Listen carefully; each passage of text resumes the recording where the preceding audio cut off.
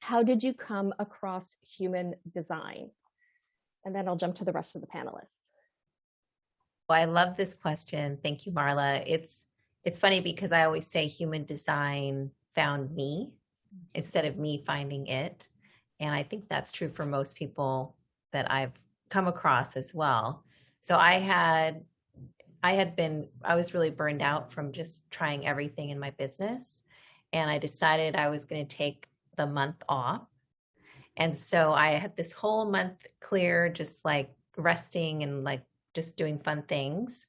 And then human design just came right into my world. And I was like, oh, what's this? I had heard about it, but hadn't really investigated it. And then I went down the rabbit hole, as we all do. And I'm a line 1, so it just made sense as I learned more about that. And yeah, it's the rest, as they say, is history. Like I haven't looked back, and I've just continued to learn more and more about it. And I love the complexity of the system that I will always be learning more about it. So I love that. And that was just earlier. No, it was middle of last year that I came across it. So okay, it's still within the first year. Mm-hmm. Awesome. Kalyani? So it's funny, I'm also in the middle of my first year with human design. I'm actually a level 4 student right now, certified levels 1, 2, and 3. So it was about last year sometime, my book won its first award. And I didn't realize at that time that I was using my connection to the universe when I just kind of randomly asked this question out in the air saying, okay, what next? Like, what next? And then I just started seeing human design everywhere, like people talking about it, seeing it on my feed. And then I went down the same rabbit hole because as an anti-bullying specialist, I really wanted to bring a completely different perspective to the way bullying is handled, not only in schools, but also the fact that we all deal with this inner critic.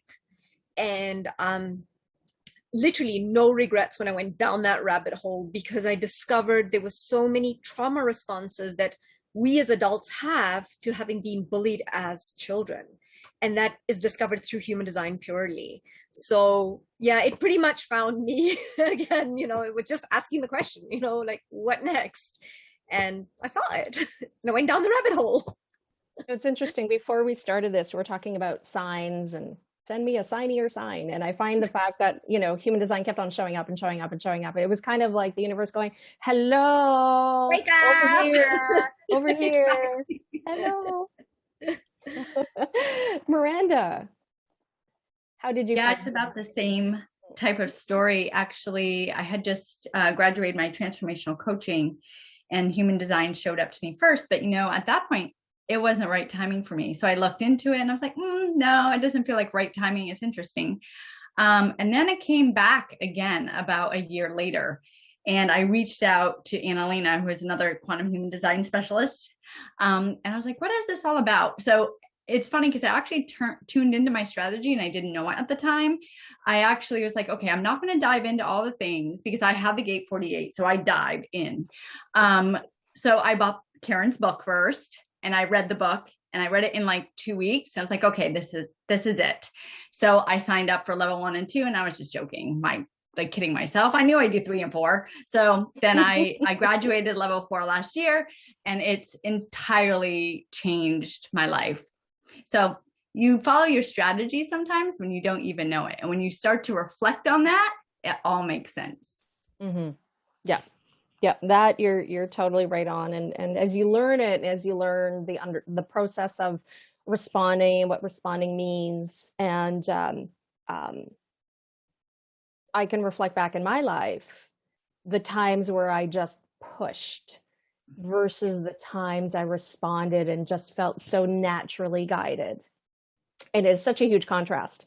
And this is why I'm glad we're on this Facebook Live, is to actually really talk about the experience of living our designs, right? Working with our designs, living our designs, just having it as a natural part of ourselves and what that actually looks like versus, going beyond the textbooks. and doing that. So for myself, I talk about how I kind of had a dark night of the soul. I went from just kind of finding corporate world very toxic. And I could tell I was responding when I first kind of got into my career path, and that was very excited and motivated. And then I was just blah. And when I look back, I understand, okay, that's my sacral going, get out. And I started following a path to work for myself. And even though I started down the path doing something that resonated with me, I ended up taking on something else as part, because it was a good idea, right? And what I found was I kept on hitting walls trying to build this business, hitting walls, pushing a rock uphill. And I was trying to figure it all out in my head. And then ultimately, like it was like the walls kept on crumbling as I was trying to build them.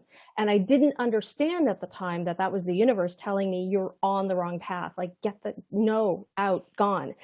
And I finally just had this dark night of the soul. I mean, I had suicidal thoughts, which had never been an experience for me before. And I thought, oh my goodness, this is like, I had such an identity crisis. And this was back in 2019. And so I finally was like, I cannot figure this out in my head. Like I've run out of answers. I keep on trying to put more money into this, more coaching, more effort. And I keep on, everything is just crumbling around me. And I finally just went, I don't know what to do. Universe, like, what am I here to do? What is the biggest and highest version of myself? What are my gifts? Like, what is my purpose? And human design showed up.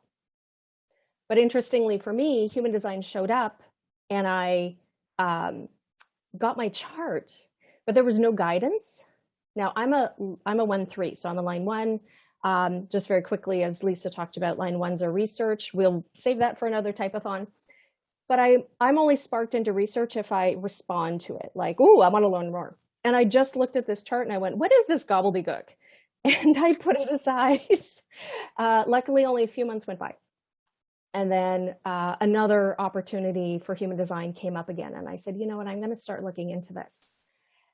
Once again, like I had another sort of business failure. And I got to the point where I'm like, well, this is kind of what it is now, right? And I dug into my chart and I started on a Friday afternoon. I didn't come up for air until Sunday night, and I had been completely transformed. It was such a calling to understand, my design, understand I wasn't broken and I do not need to be fixed. My manifesting generator ways, which I thought were weaknesses I had to fix, were not weaknesses at all. They were part of my superpowers. And it was such a powerful experience that, it was just this beautiful sort of attraction to keep on studying and offering that gift for other people. So I know we can talk an hour just on this, right? Definitely.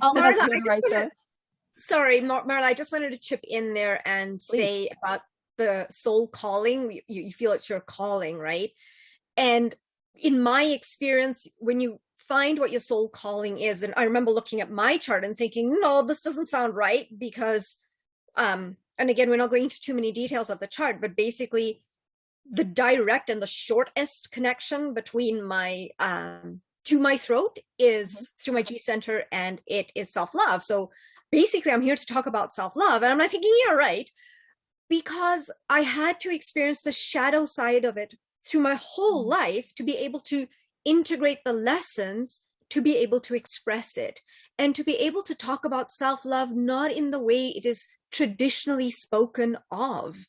And talking more about self-compassion and choosing yourself is self-love. Mm-hmm. It's not about staring in the mirror and saying affirmations, because that never worked for me. So again, the soul calling is sometimes you'll be going through so much, but it's the lessons you're picking up along the way that's going to, project you or launch you into what you're actually supposed to be doing. Very well said. Yeah, I completely agree. And I mean, in a way, sometimes we don't want to go through the muck, but in some other ways, that's where the revelations come. Yeah, I love the muck. I love just after the muck. I'm good. Right after the muck. Yes.